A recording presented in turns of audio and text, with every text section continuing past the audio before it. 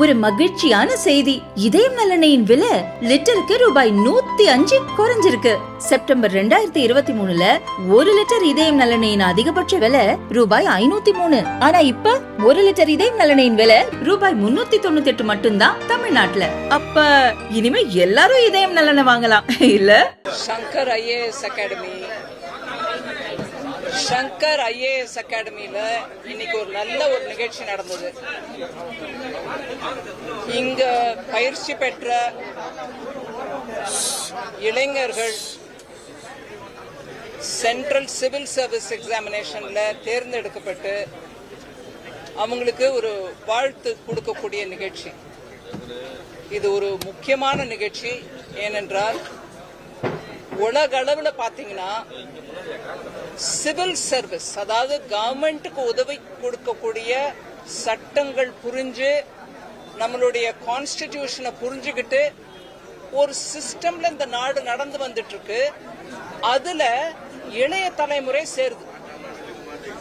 இதுக்கு கடுமையான போட்டி இருக்கக்கூடிய சிவில் சர்வீஸ் எக்ஸாமினேஷன்ல பாஸ் பண்ணிட்டு அவங்களுக்கு வரக்கூடிய ரேங்கை வச்சு அவங்களை எந்த ஸ்டேட்டுக்கு அனுப்புவாங்கன்றது நிர்ணயம் ஆகும். அதோடு இல்லாம அவங்க அட்மினிஸ்ட்ரேட்டிவ் சர்வீஸ்ல இருப்பாங்களா, போலீஸ்ல இருப்பாங்களா, ரெவென்யூல இருப்பாங்களா, ரயில்வே சர்வீஸ் போவாங்களா, அப்படின்றது சிவில் அக்கௌண்ட்ஸ்ல போவாங்களா அப்படின்னு அவங்கள கேட்டகரைஸ், அவங்க ரேங்க், அவங்க பர்ஃபார்மன்ஸை வச்சுட்டு பண்ணக்கூடிய ஒரு பெரிய எக்ஸாமினேஷன். அது உலக அளவில் நான் முன்ன சொன்ன மாதிரி கடுமையான போட்டிங்கிறது, ஹை குவாலிட்டிக்கு போட்டி இந்த பயிற்சி மூலமா தான் நடக்குது. இந்த எக்ஸாமினேஷன் மூலமா தேர்ந்தெடுத்து வரக்கூடியவங்க நல்ல குவாலிட்டி, நல்ல ஹை லெவல்ல பெர்ஃபார்மன்ஸ் பண்ணக்கூடியவங்கன்னு தேர்வு ஆகுது. தமிழ்நாட்டில் இந்த சங்கர் அகாடமி மூலமாக பல வருஷங்களாக நிறைய பேர் தேர்ந்தெடுக்கப்படுறாங்க. இந்த வருஷம் தேர்ந்தெடுக்கப்பட்டவங்களோட நான் கொஞ்ச நேரம் அவங்களுக்கு வாழ்த்துக்கள் தெரிவிச்சுட்டு இப்ப திருப்பி டெல்லி போயிடுறேன். இது ஒரு பெரிய வெற்றி அவங்களுக்கு, நாட்டுக்கு. அதனாலதான் இது பேர் சிவில் சர்வீஸ். நாட்டுக்கு சிவில் சர்வீஸ் மூலமாக தொண்டு ஆற்றக்கூடிய அந்த வாய்ப்பு அரசு மூலமாக கொடுக்கப்படுகிறது. அதனால இந்த ஒரு எக்ஸாம் ரொம்ப முக்கியம். அதுல பயிற்சி பெற்று தேர்வானவங்க எல்லாருக்கும் என்னுடைய வாழ்த்துக்கள் நான் திருப்பி சொல்லிக்கிறேன். Shankar academy, Shankar IAS academy இங்க நல்ல அந்த கோச்சிங் கொடுக்கறாங்க, ட்ரைனிங் கொடுக்கறாங்க, அவங்களுக்கு அந்த எக்ஸ்போஷர் கொடுக்கறாங்க. நல்ல ட்ரைனர்ஸ், நல்ல டீச்சர்ஸ், முன்னாடி அனுபவம் இருக்கக்கூடிய சிவில் சர்வன்ஸ் அவங்க எல்லாம் இங்க அவங்களுக்கு பயிற்சிக்கு உதவுறாங்க. அதனால இந்த நல்ல ரிசல்ட்ஸ் கிடைக்குது. இங்க உங்களுடைய தமிழ்நாட்டில இருந்து வரக்கூடிய ஐஏஎஸ் ஐபிஎஸ் ஆபீசர்ஸோட நம்பர் இன்க்ரீஸ் ஆயிருக்கு. அதுல ஒரு வார்த்தை நான் முன்னாடி அதுக்கு கிளாரிஃபிகேஷன். நீங்க சொல்றது கரெக்ட். 90ஸ்ல இருந்து அந்த மண்டல் கமிஷன் இம்ப்ளிமெண்டேஷன் ஆரம்பிச்ச பிறகுதான் தமிழ்நாட்டிலேருந்து இன்னும் சில கேட்டகரி ஆஃப் ஸ்டூடெண்ட்ஸ்க்கு வாய்ப்பு கிடைக்குது. அதனாலதான் நான் நம்பர் சொன்னேன். நீங்க பாத்தீங்கன்னா 1950லேருந்து ஐஏஎஸ்ல மாத்திரம் 600க்கு மேற்பட்ட நம்பர் இருந்திருக்கு.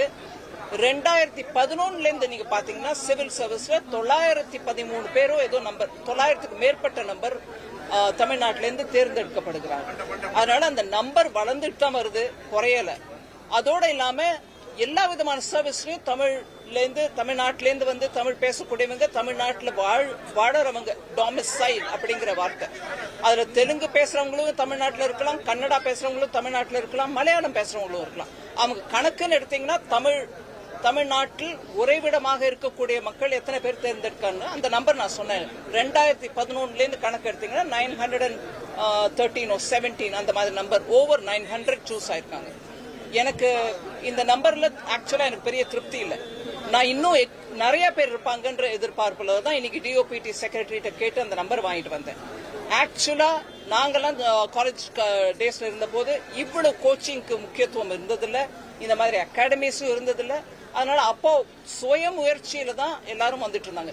இன்னைக்கு அகாடமிஸ் இருக்கிறதுனால தமிழ்நாட்டு இளைஞர்கள் கவர்மெண்ட்ல நல்ல உயர்ந்த பதவிக்கு வரதுக்கான நல்ல வாய்ப்பு இது. அதனால நீங்க எந்த அகாடமி, சங்கர் அகாடமி இங்க இருக்கு, ஐம் ஷூர் தமிழ்நாட்டில் இன்னும் வேற எங்கெல்லாமோ அகாடமி இருக்கலாம்.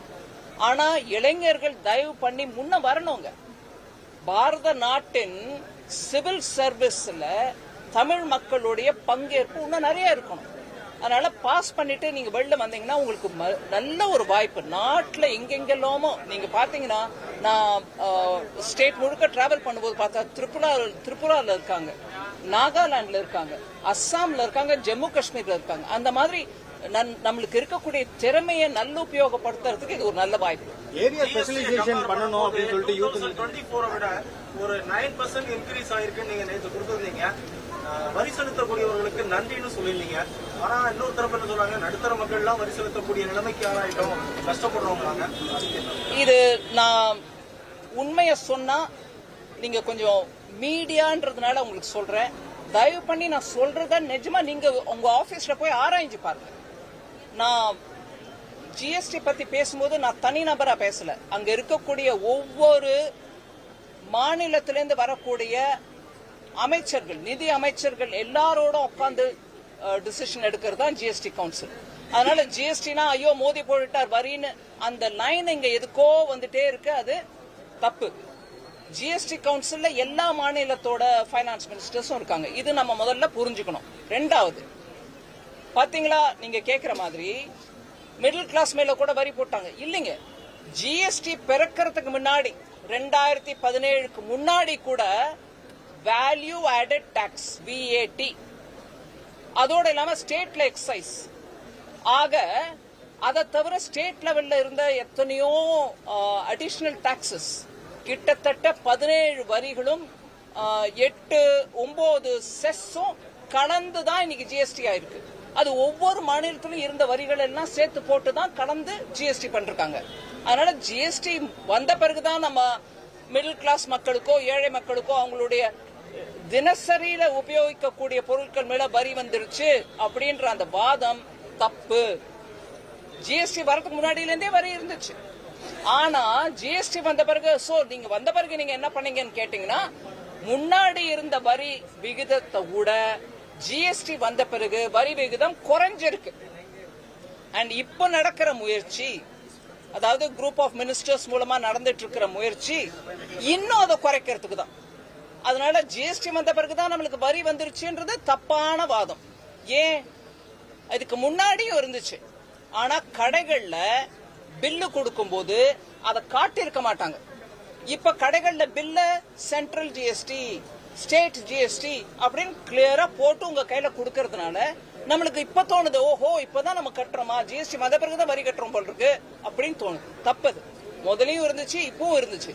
இப்ப நேர்மையாவும் வெளிப்படையாவும் அந்த பில்லுல நாங்க போடுறோம். இத பாருங்க, இந்த ஐட்டம்க்கு 5% வரி, அதுல 2.5 மாநிலத்துக்கு போகுது, மீதி 2.5 மத்திய அரசுக்கு வருது. அதை போட்டு காட்டுறதுனால இப்பதான் வரி வந்துருச்சுன்னு நினைக்கிறாங்க. இல்ல.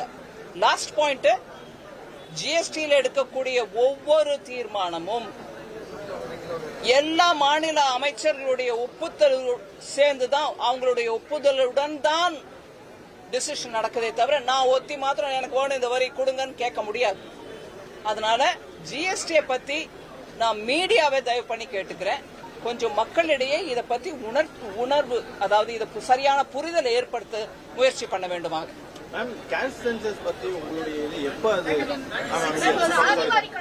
6% is the requirement for education is what the education is saying. 6% of the budget, yeah, GDP. But then we are not getting it, not getting that much. But you know, ma'am, when you ask this question, it is right. It's good for you to ask this question. But education is both a center and state subject. So when I present the budget, it is only the central expenditure which gets captured in it. Every state's expenditure should also be looked at, and together is what we should take for assessing how much is being spent on education. So just not the central government, because it's a subject under both center and state. சாதிவாரி கணக்கெடுப்பு வந்து நடத்தப்பட்டு மத்திய அரசு அறிவிச்சிருக்கீங்க. So வந்து திமுகவுக்கு கிடைத்த வெற்றி அப்படின்னு சொல்லிட்டு அவங்க கிளைம் பண்றாங்க, இந்தியா கூட்டணிக்கு கிடைத்த வெற்றி அப்படின்னு கிளைம் பண்றாங்க. முதல்ல ஜாதிக்கு வெற்றி திமுக தேடுதா? சமத்துவம் நீங்க கேட்ட கேள்விக்கு பதில் சொல்றேன். ஜாதிய பற்றி விஷயத்தில் திமுக வெற்றி தேடுதா? மத்திய அரசு சென்சஸ்ல நாங்க கொண்டு வரோம்னு சொன்னோம், தப்பு ஒண்ணு இல்ல. பல பேர் கேட்டிருக்காங்க. இன் பிரின்சிபல் அப்ரூவல் நாங்க கேபினெட்ல கொடுத்திருக்கோம். ஆனா அது எங்களுடைய வெற்றி எப்படின்னு சொன்னா ஜாதியை பத்தி பேசவே கூடாது டிஎம்கேல. அதனால எல்லாத்திலயும் அரசியல் ரீதியா லாபத்தை தேடுறதுக்கு முயற்சி பண்ணக்கூடாது. தமிழ்நாட்டுல சமத்துவத்தை கொண்டாங்க. சென்சஸ் வரும் எப்படியா இருந்தாலும், அதுல இந்த டேட்டா வரும் எப்படியா இருந்தாலும், எல்லாருக்கும் அந்த டேட்டா வெளிப்படையா உதவுறதுக்கு தான் சென்சஸ் மூலமா எடுக்கிறோம். அதனால இதுல உடனே ஒரு குயுக்தி அதை திருப்பிக்கிட்டு நாங்க போராடினதால தான் எங்களுக்கு வந்துச்சுன்னு சொல்ல வேணாம். இன்னைக்கும் நான் தெருவுல போகும்போது போர்டு பாக்குறேங்க, ஜாதி பேருடன் பேரு இந்த தமிழ்நாட்டுல இன்னைக்கும் இருக்குது. ஜாதி விவகாரத்துல இன்னைக்கும் கழிவு, மனித கழிவை குடிநீர்ல சேர்க்கறது இந்த தமிழ்நாட்டுல தான் நடந்திருக்கு. எங்கேயும் நம்ம கொஞ்சம் ஒரு விதமா நாங்க நல்லா முன்னேறிட்டு இருக்கோம், வடக்குல சில ஸ்டேட்ஸ் பாருங்க முன்னேறல அப்படின்னு சொல்றாங்களே, அந்த ஸ்டேட்ல கூட இந்த மாதிரி மனித கழிப்பை கொண்டு போய் தண்ணியில குடிக்கிற தண்ணீரை சேர்க்கல. அதனால இந்த விஷயத்துல அரசியல் ரீதியா பார்க்காம இதனால நம்ம அதுல இருந்து வரக்கூடிய டேட்டாவை வச்சுக்கிட்டு பின்தங்கி இருக்கிறவங்களுக்கு எப்படி இன்னும் வாய்ப்புகள் கொடுக்க முடியும்ன்றத பத்தி யோசிக்கணுமே தவிர கொஞ்சம் நாங்க வென்றோம் நீங்க தோத்தோன்ற அந்த பேச்சை கொஞ்சம் விட்டுறணும். மத்திய அரசு இன்னும் நிதி கொடுக்க மாட்டேங்குது, இருந்தாலும் தமிழகம் தொடர்ச்சியாக முன்னணியில இருக்குன்னு முதல்வர் சொல்லிட்டே இருக்காரு. நான் ஒவ்வொரு முறையும் பேசிட்டு தான் இருக்கேன், எவ்வளவு நம்ம கொடுக்கறோம் எவ்வளவு கொடுக்கல, எல்லா ஸ்டேட்டுக்கும் எப்படி கொடுத்துருக்கோம். எனக்கு பிரைவேட்டா சில மெம்பர் கிட்ட, அதாவது ஆளுங்கட்சி இங்க இருக்கக்கூடிய ஆளுங்கட்சி கிட்ட இருந்து மெம்பர் கிட்ட இருந்து நான் பேர் எடுக்க விடும்போது அவங்க கிட்ட இருந்து மெசேஜ் வருது, நன்றிங்க வேலை வாய்ப்பு திட்டம் இருக்கு பாருங்க, கிராமப்புற வேலை வாய்ப்பு திட்டம் மன்ரேகா, அதுக்கும் பணம் கொடுத்துருக்கோம். ஓ நன்றி, அந்த பணம் வந்துருச்சு. பிரைவேட்டா எனக்கு நன்றி, பப்ளிக்கா இது நீங்க புரிஞ்சுக்கிட்டா சரிதான். ஒரு சீரியஸான இஷ்யூ என்னன்னா, சிபிஎஸ்இ படிக்கக்கூடிய ஸ்டூடெண்ட்ஸ்க்கு 3rd, 5th and 8th 30 மார்க்குக்கு கீழே வாங்கினா ஃபெயில் பண்ணுங்க, ஆல் பாஸ்ங்கிற சிஸ்டமே வேணாம்னு சிபிஎஸ்இ சொல்றாங்க. இதுக்கு கடுமையான ஒரு எதிர்ப்பு தமிழ்நாட்டில இருந்து வந்திருக்கு. இது தேசிய கல்விக் கொள்கையோட ஒரு ஆரம்பம் தான் அப்படின்னு சொல்றாங்க. ஆல் பாஸ் சிஸ்டம் வேணாமா, குழந்தைகளுடைய மனநிலையை சிதைக்கும், சின்ன குழந்தை அப்படிங்கிற மாதிரி. இது ஒரு வெரி காம்ப்ளெக்ஸ் இஷ்யூ. பாஸ் ஆனாதான் குழந்தைக்கு ஃபியூச்சர் அப்படின்றதுனால எல்லாரையும் பாஸ் பண்ண வச்சுட்டு அதுல கூட ரொம்பவே இன்னும் ஒரு வருஷம் படிச்சாதான் இந்த பிள்ளைக்கு நல்ல ஒரு அறிவு, அதாவது அந்த அளவு லேர்னிங் கிடைக்கும் அப்படிங்கறத கூட யோசிக்காம எல்லாரையும் பாஸ் செய்யறதுனால மாத்திரம் சைக்காலஜி இம்ப்ரூவ் ஆகும்ன்றது இல்லைங்க. இத படிப்பின் குவாலிட்டியை பத்தி யோசிக்கணும். அதுக்கு ஒவ்வொரு மாநிலமும் கூட முயற்சி எடுக்கணும். படிப்போட குவாலிட்டி குறைய பிள்ளைகளோட எதிர்பார்ப்பும் ஜாஸ்தி ஆகுது. அதுவும் அந்த மனநிலையும் யோசிங்க. அவங்க காலேஜுக்கு வரும்போது ஏங்க நாங்க குவாலிஃபை ஆகுறதுல ஐஐடி யோசிக்கும் போது அப்ப குவாலிட்டி என்னாச்சு, எல்லாரையும் ஒட்டு மொத்தமா பாஸ் பண்ணிட்டே போறதுனால. அதனால இதெல்லாம் பிளாக் அண்ட் ஒயிட் பதில் சொல்ல முடியாதுங்க. அந்த விஷயத்தை இன்னும் அந்த நிபுணர்களோட உட்காந்து பேசி முடிவெடுக்கணும். ஐயா நீங்க ஏதோ கேட்டீங்க. தொடர்ந்து எந்த ஒரு திட்டம் தமிழ்நாட்டில் செயல்படுத்தினாலும் மத்திய அரசுக்கு எதிராகவே சட்டமன்றத்தில் தீர்மானம் நீங்க எப்படி பாக்குறீங்களோ அப்படிதான், நீங்க கேள்வியில் எப்படி பாத்தீங்களோ அப்படிதான் நானும் பாக்குறேன். எந்த ஒரு செயல்பாட்டுக்கும் இங்க ஒரு தீர்மானம் வந்துடும், இல்ல இதை நாங்க ஒத்துக்க மாட்டோம், தமிழர்களின் மனோநிலை எப்படி இல்ல அப்படின்னு சொல்லுவாங்க. தமிழகத்துல கிரானைட் ஊழல்களை கொண்டு வந்து ஒரு நிமிஷங்க, நீங்க ஒத்துழைப்பு கேக்குறீங்க, இவங்க ஒத்துழைப்பு கேக்குறாங்க, வேற யாராவது கேட்கணுமா? வரேன் உங்ககிட்ட வரேன். Ma'am, you also said about the caste census issue where it has been politicized. Can you also say about it is not only DMK, whether it is in Uttar Pradesh or in Bihar, so there have been opposition been criticizing it. It is also nobody is criticizing. எனக்கு புரிஞ்ச வரைக்கும் DMK criticize பண்ணல. They are claiming the victory for themselves. அதேதான் நார்த்லயுமே நீங்க கேக்குற கேள்வி அதுதான். In English I'll tell you, opposition is not there for having brought census head count into the caste census, jati census into the caste into the survey, the census survey. The census will include it has been announced. Nowhere is people saying no, but the opposition which is saying it because you're doing what we've been demanding. That is all the line which I'm saying. சொல்லுங்க நீங்க. தமிழகத்துல granite ஊழல்களை கொண்டு வந்த முன்னாள் IAS சகாயம் IAS உயிருக்கு ஆபத்துன்னு சொல்லி வெளிப்படையா சொல்லியிருக்காரு. நேர்மையாக இந்த வழக்கு விசாரிக்கப்படணும். யார் விசாரிச்சுட்டு இருக்காரு? இல்லைங்க, விசாரிச்சுட்டு இருக்கிறது யாரு? பின்ன இல்லைங்க, நீங்க அந்த கேள்வி என்ன கேட்க கூடாது. விசாரணை செய்ய ஒரு நிமிஷம் கேளுங்க. நான் என்னோட முறையில பதில் கொடுக்கறேன். விசாரணை செய்யறது தமிழ்நாட்டுல, விசாரிக்கப்படுவது ஒரு அதிகாரிய, இன்னும் 4-5 பேரை. அவங்கள ஒரு பயம் வருது, எனக்கு ப்ரொடெக்ஷன் வேணும்னு கேட்கற மாதிரி நீங்க சொல்றீங்க. சோ விசாரணை ஃபேரா நடந்துச்சுன்னா அந்த பயம் இருக்கக்கூடாது. பிஜேபி கவர்மெண்ட் வந்து ஊழல் கூட்டணி, அந்த கூட்டணி தோல்வி கூட்டணி, கட்டாய கூட்டணி அப்படின்னு முதலமைச்சர் சட்டப்பேரவை உட்பட அவர் சொல்லக்கூடிய இடங்கள்ல எல்லாம் வந்து சொல்லிட்டு இருக்காரு. அதே போல கூட்டணி கட்சியினர் கூட விமர்சனம் பண்ணிட்டு இருக்காங்க. அதே கூட்டணியை பற்றி விமர்சிக்கிறதுக்கு முன்னாடி கோர்ட் மூலமா அமைச்சரா உட்கார்ந்துருக்கிறவங்களை கோர்ட் மூலமா கேள்வி கேட்டு பதவி விலக வேண்டிய நிர்பந்தம் யாருக்கு வந்துச்சு? எந்த கூட்டணிக்கு வந்துச்சு? திமுக கூட்டணிக்கு வந்துச்சா இல்ல வேற யாருக்கா வந்துச்சா? ஊழல் காரணமாக கோர்ட், சுப்ரீம் கோர்ட் வரைக்கும் போய் இன்னைக்கு தேதிக்கு 2 அமைச்சர்கள், ஒரு அமைச்சர் ஊழல், இன்னொரு அமைச்சர் இன்னொரு விஷயம், இறங்கிக்கிட்டே இருக்காங்க பதவி. இல்ல கோர்ட் மூலமா கேள்வி கேட்டுட்டே இருக்காங்க. அப்பேற்பட்ட கூட்டணியை நடத்துற மாண்புமிகு அமைச்சர், முதலமைச்சர் அவர்கள் எங்க கூட்டணியை பத்தி பேசினா எனக்கு கொஞ்சம் என்ன புரியலைங்க. இது யார பத்தி பேசுறது? இங்கிலீஷ்ல சரி, இங்கிலீஷ்ல who's quoting the Bible வாங்க. நான் அந்த வார்த்தையை உபயோகிக்கல. எஸ்ன்னு ஆரம்பிக்கும் இல்லீங்களா? நம்ம எல்லாருக்கும் புரியும். அந்த மாதிரி இருக்குது விவகாரம். உங்க கூட்டணியில ஆஃப் பண்ண வேண்டாம்ப்பா, நான் டிஎம்கே பத்தி சொல்றேன் வச்சுக்காங்க. உங்களுக்கு போனோம் செய்தி, உங்க தலையத்துக்கு போனோம். நீங்க கேமரா ஆஃப் பண்ணிட்டா உங்களுக்கு ஜாக்கிரதை. அவர் சொன்னார் பாருங்க, என்கொயரி நடந்துட்டு இருக்கு, எனக்கு ப்ரொடெக்ஷன் வேணும்னு. உங்களுக்கு ப்ரொடெக்ஷனுக்கோசம் நீங்க ஆஃப் பண்ணிடாதீங்க. மீ சேனல் மூலமா எப்படியா இருந்தாலும் போகும். வைங்க, ஆன்ல வைங்க. அதனால ஊழல் கூட்டணிக்காரங்க எங்க கூட்டணியை பத்தி பேசினா எனக்கு சிரிப்பு வருது. சரிங்களா? கிளம்புறேன். லைட்டுக்கு நேரம் ஆயிடுச்சு.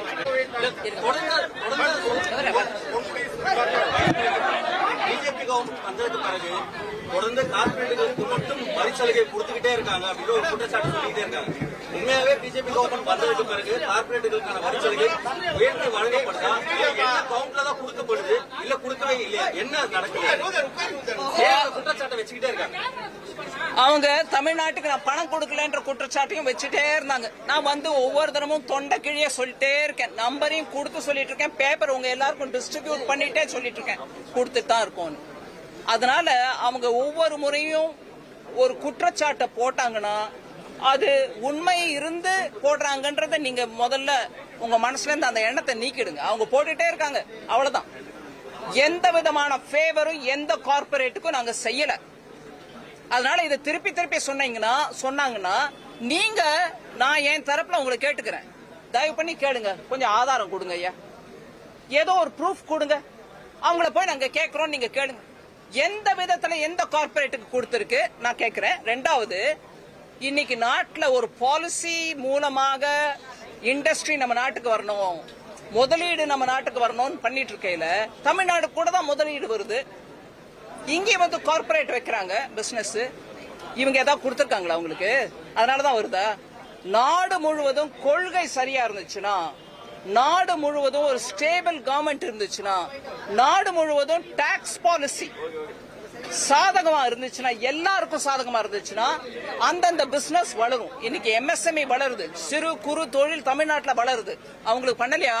கொள்கை ரீதியா பண்ணலையா?